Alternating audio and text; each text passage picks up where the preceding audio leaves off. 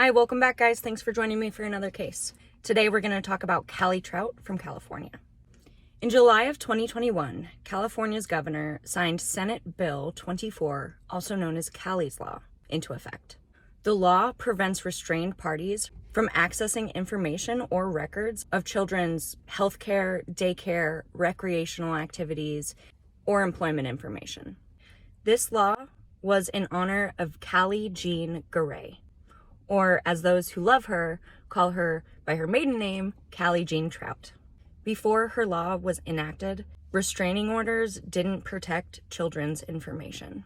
Calley Jean Trout was born on October 23, 1987, in a small town called Turlock, California. Turlock is just southeast of Modesto, California. Her parents say that she was a good child. They say that, although quiet, her laugh could enliven a room. She had a light about her that just made people happy and made people smile.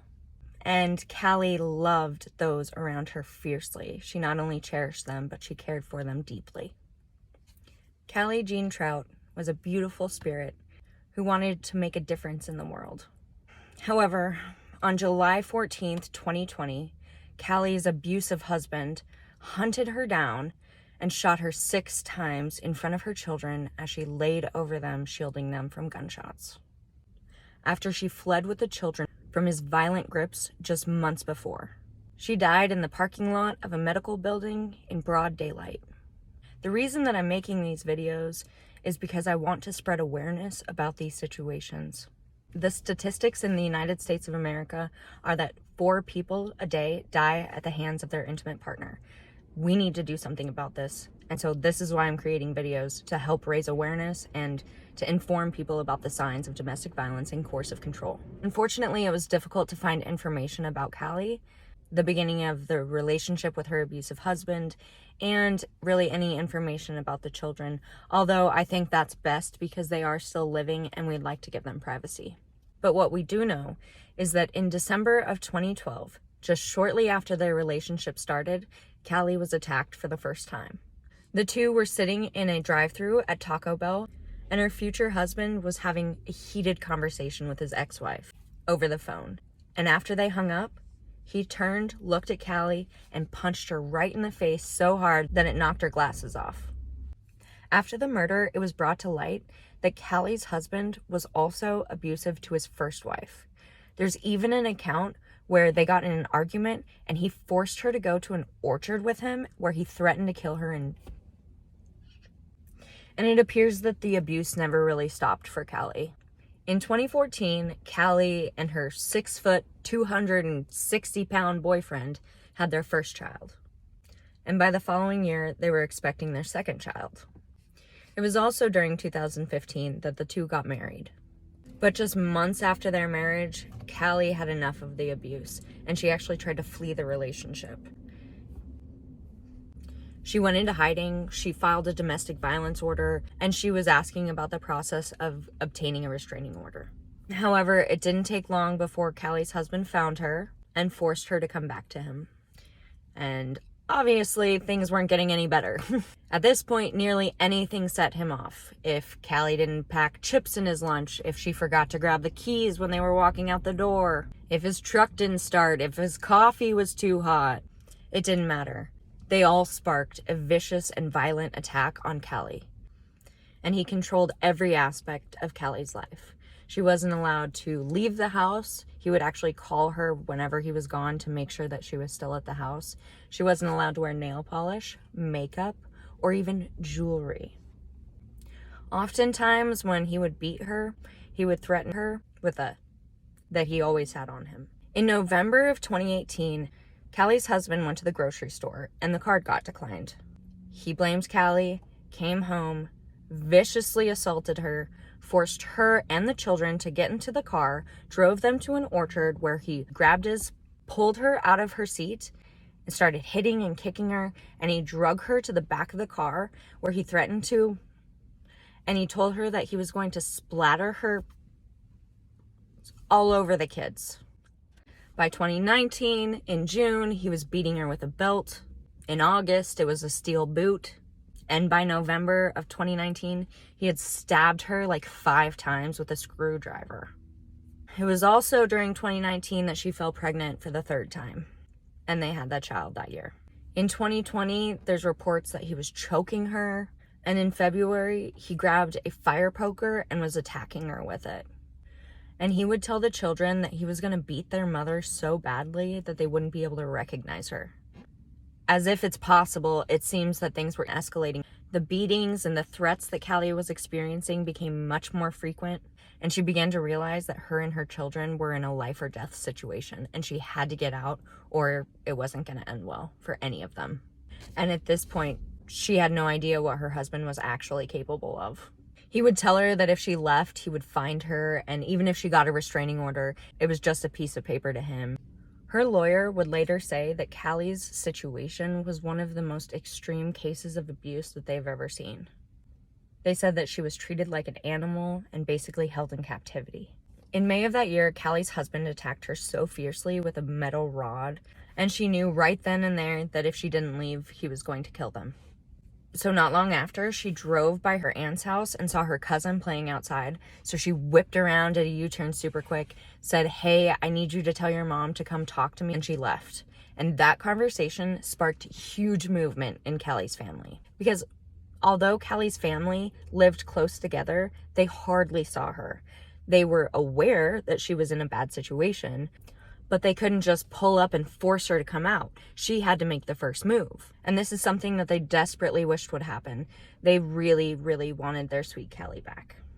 Her family was amazing. They arranged to rent an SUV to put Calley and the children up in a hotel, and for her aunt to come and help her get out of the house safely. The plan was for Calley's aunt to wait outside of her house in the morning and get her and the kids out safely. There were a few hours in the morning where her husband would go to work and he wouldn't be able to call her to check in and make sure she was at home. May 15th was the day. With $19 in quarters, Calley gathered her children and ran to safety. They jumped in the SUV parked outside and they drove straight to the police station. At this point, Calley was just a shell of herself and she was terror-struck. She was so scared. Even while she was giving her report to the police, she was looking out the windows frantically, just sure that her husband was going to show up. She was able to file a domestic violence order against him. In her report, she wrote over 11 pages of single-spaced accounts of abuse that she experienced at the hands of her husband. She detailed the threats that he had made to her, the assaults, and that he had a gun.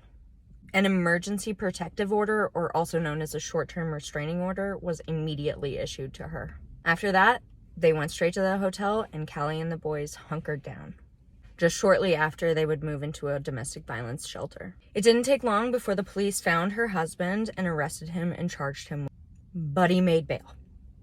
And when he had court, and the judge asked him, "Oh, it looks like you have a gun. Have you surrendered that gun?" You know, it's legally required for anyone who has a restraining order against them to surrender their weapons. And he said, "Have you surrendered that, sir?" And he said, "No." And nothing else was done. No follow-up on where the weapon was or what was going on with it. Nothing. Regardless, things started to look up for Calley. Those who know her say that she was getting back to her old self again. She lost weight, got earrings, painted her nails, wore makeup. In fact, just a few hours before her murder, she sent this beautiful picture of herself to her cousin, and she was all dolled up and feeling great. She was really taking care of herself and the boys. She had even made a doctor's appointment. I'm unclear exactly who it was for, and the shelter arranged a ride for them.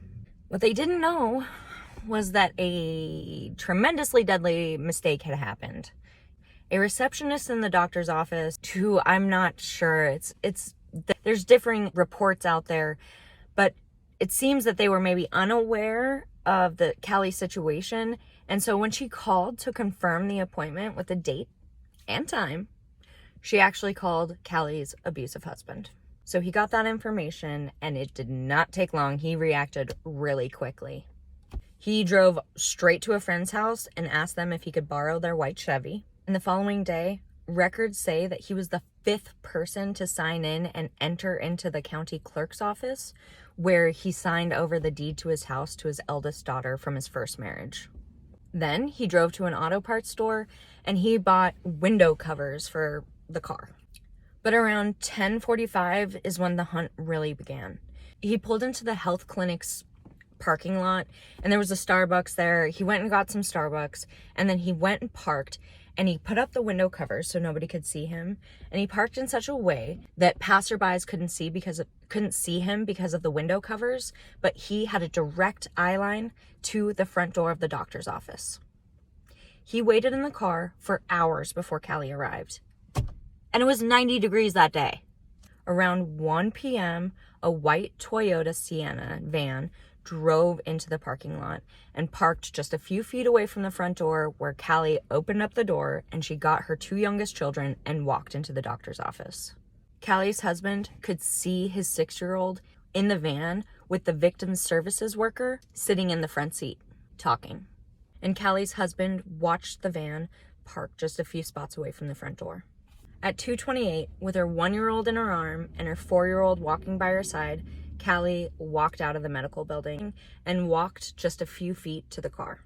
As she was sliding the van door open to let the 4-year-old go in and leaned in to start buckling the 1-year-old into a seat when she heard something behind her. She whipped her head around, screamed, "No." She turned around to see her husband running at them with a gun in his hand and an outstretched arm shooting at them. She was shot at least 1 time before she was able to scramble into the van, where she laid over the children, shielding them from the gunshots. She was ultimately shot 6 times in the head and chest in front of her kids, and she died laying over their bodies. Calley died between the front seat and the middle row. All of the children survived the attack, thanks to their mother. It didn't take long for the police to put the pieces of the puzzle together and figure out who had done it and what was going on. They were able to get CCTV footage from the surrounding businesses as well as the healthcare clinic that Calley had gone to.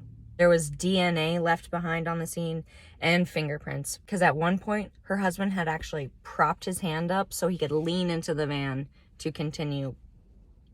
He was arrested shortly after. And this isn't even where it stops.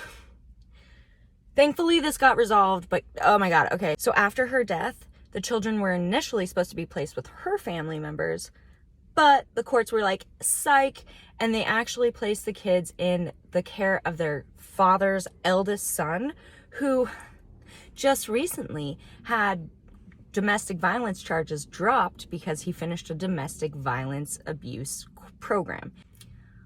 Obviously, Calley's family was very upset by this and fought very hard to get custody of the children, which they ultimately did. And to this day, they say that they are never going to speak their father's name to them, but they will have pictures of Calley everywhere, and they're going to tell her kids all about her. During the trial, it took the jury just 1 day of deliberation to find Calley's husband guilty of first-degree murder. He was sentenced to life in prison with no possibility of parole. In the end, Calley's husband will be remembered as an abusive, sick, twisted, controlling, manipulative, selfish, evil, short-tempered, violent murderer.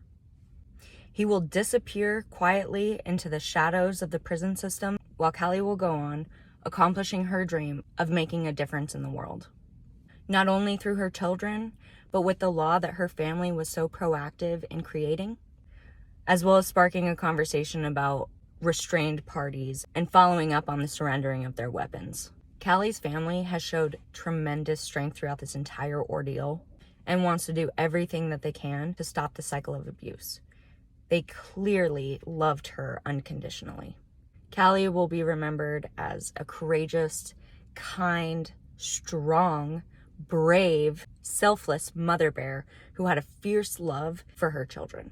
That's the story for today. Thank you so much for listening. If you find it in your heart, please light a candle today for Calley and for anybody who has died at the hands of domestic violence or is experiencing domestic violence as we speak. Stay safe out there, guys, and I look forward to seeing you soon.